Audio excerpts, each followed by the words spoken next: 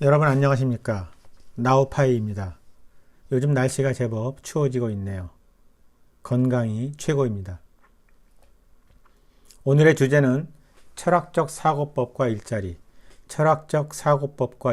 대해서 대화를 나누어 볼까 합니다. 직업을 구하고 일자리를 찾아 나서는데 무슨 철학적 사고법이 필요할까 하고 의심이 들지도 모르겠습니다.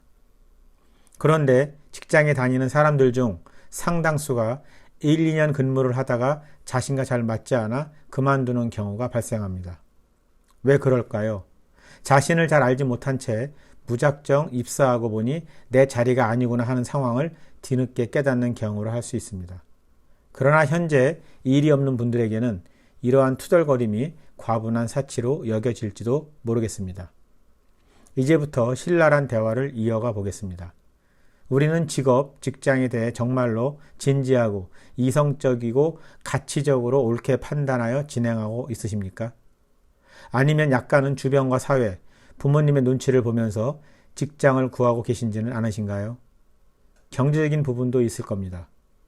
덧붙이자면 그럴 수밖에 없다고 생각이 들지만 이러한 요소는 진정한 자발적인 선택이 아니라 사회 통념에 따르는 비자발적 행위이기 때문에 대부분의 사람들은 마지못해 직장에 나가고 있는 것이며 겨우 할 수 있는 것이 몇몇 직종과 사람들을 제외하고는 혁신적인 실험, 발명, 독창적인 작업을 추구하기보다는 어떻게 오늘 잘 하루 넘어갈까, 또한 사고픈 물건을 구매하지는 못하더라도 아이쇼핑이라도 해야 그날 지루했던 스트레스가 해소라도 되는 듯 할 것입니다. 또 그렇게 하루가 지나가고 진정한 나의 성장을 뒤로한 채 주말이 다가옵니다. 또 반복이 될 뿐입니다. 직업은 매우 귀중하고 나를 대체하는 값입니다. 스스로 자기개발도 꾸준히 뒤따라야 합니다. 그런데 평소 우리는 그런 프로의식과 직장에서 하루하루 개선되고 발전되는 궤도를 그리고 있습니까? 그렇지 않다면 모든 것을 지우고 다시 시작할 리셋의 용기는 지니고 계신가요? 바로 이 부분이 현재 우리나라 사회가 처한 슬픈 모습이며 불행한 상황으로부터 전환하기가 좀 힘들 수 있겠지만 개개인이 통찰하고 성숙하는 철학적 사고법, 즉 자신의 내면을 가꾸고 진정한 참가치의 발견을 시작해야 할 때입니다. 생각을 좀 바꾸면 직장의 의미와 나 자신의 폭넓은 경험 대상이 무궁무진해집니다.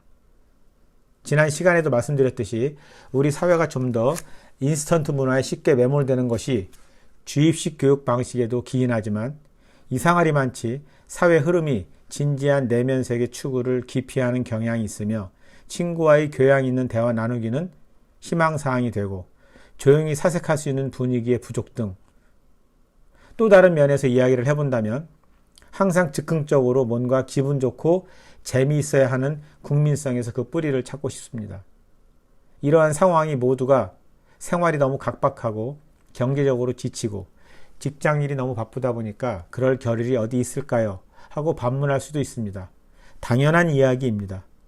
바로 이렇게 대화가 이어지면 우리는 각자의 생각대로 살아가고 다시 몸에도 좋지 않은 인스턴트 일상으로 돌아가서 특히 문화적으로 빈곤해져 버리는 삶을 살고 월드컵 축구 경기나 올림픽에서 가끔 끓어오르다 식어버리는 냄비 습성을 반복하면서 늙어가면 됩니다.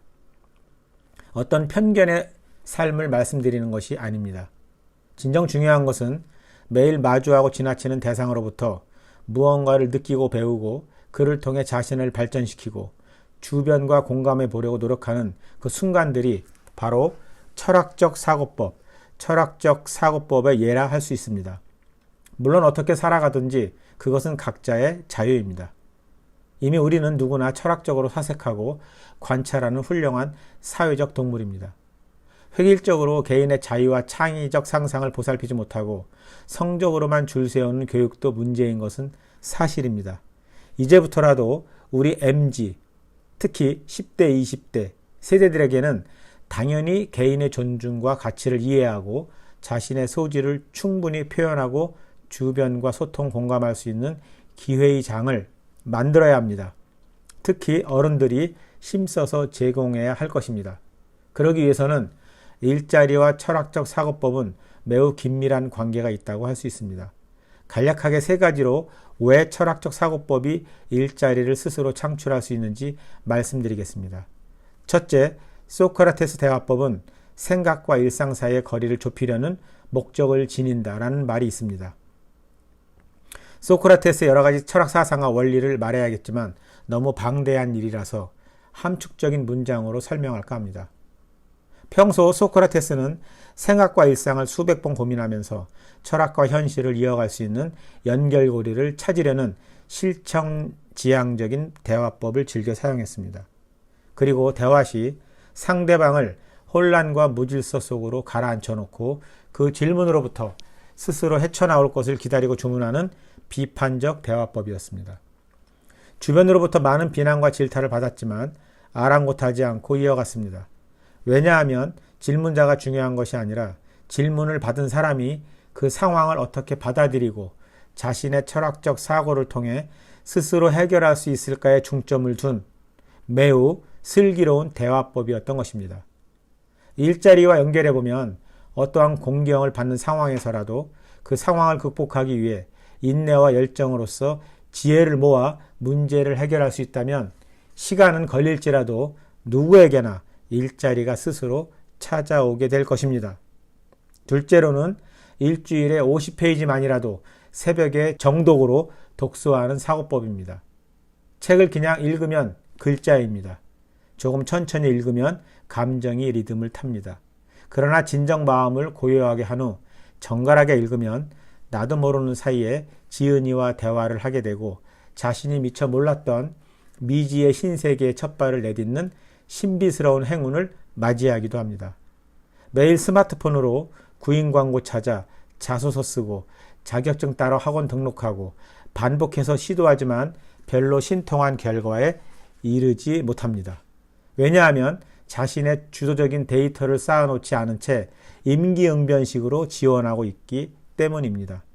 이는 여전히 과거 방식에 사로잡혀 어느샌가 인공지능으로 면접을 보는 시대를 통찰하지 못하기 때문에 일자리의 기회는 희박할 수밖에 없으며 20, 30대가 되어서도 자신이 진정 무엇을 사고하고 비판하고 가치를 논할 수 있는지를 인식하지 못하면 일자리는 멀어질 수밖에 없을 것입니다.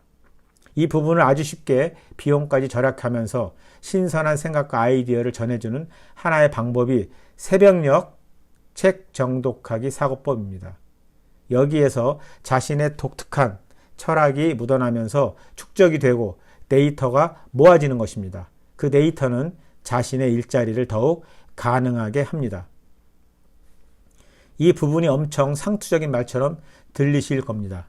저도 독서를 처음 했던 시기에는 그냥 읽었습니다. 해법을 제시하면 우선 한 단락이나 한 페이지를 읽고 그 읽은 부분에서 현재 나의 입장을 대입하고 생각을 더하거나 덜어내기도 해보고 상상의 조립도 해보면서 노트에 스케치도 하고 낱말도 쓰고 낙서도 해가면서 독특한 생각을 펼쳐가는 과정입니다. 어느 정도 연습이 되면 그 생각과 반대되는 상황까지 연결해 보는 것입니다. 그리고 마지막 생각 활동은 그 한 페이지를 읽고 그 책에는 없는 어휘로 그 페이지 전체를 대변할 수 있게끔 문장이나 어휘로 메모해 보는 것입니다. 또한 그 페이지나 내용이 끝나는 부분과 연결하여 반드시 자신의 비판적 시각으로 3에서 4줄, 그러니까 서너 줄 정도로 압축 작성해 보는 것입니다. 최소한 6개월 반복해야 할 것입니다.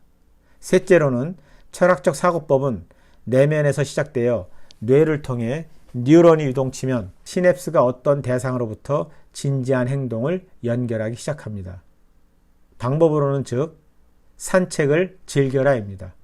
산책은 저절로 나의 내면과 마주하게 합니다. 가끔 따라오는 것은 바람에 나부끼는 나뭇잎과 거슬리지 않는 소리 내음들 뿐이죠. 자신과 대화하기에는 진정 안성맞춤인 셈이죠. 나는 지금 왜 이를 제대로 찾지 못하고 있는 것일까? 어떤 문제점을 덜어내고 있지 못하길래 여전히 지리멸렬한 나를 계속 만나고 있는 것일까? 등등등. 자신의 마음속을 완전히 연소시키는 시간이 있어야 합니다. 그것은 다 알기가 어려울 수 있으나 규칙적인 산책은 일정 기간이 지나면 지혜로운 무언가를 전달합니다. 그때부터 일자리는 나에게 걸맞는 옷으로 서서히 설계되고 무장되어 갑니다.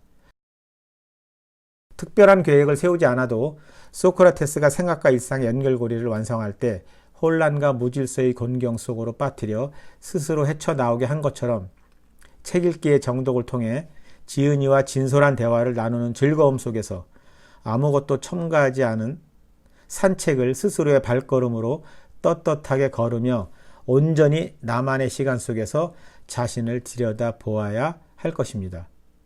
철학적 사색법은 굳이 소란스럽게 직장을 구하러 다니지 않아도 나를 충분히 알고 어떻게를 터득하기 때문에 자신이 지니고 있는 표현을 과감하게 행동으로 옮기면 일자리는 저절로 나와 마주할 것입니다. 자신의 좋은 점, 강점을 찾고 훈련시키는 과정이 가장 중요한 일입니다. 여러분, 감사합니다. 다음 시간에는 또 다른 신선한 주제로 찾아뵙겠습니다. 여러분, 언제나 파이팅입니다.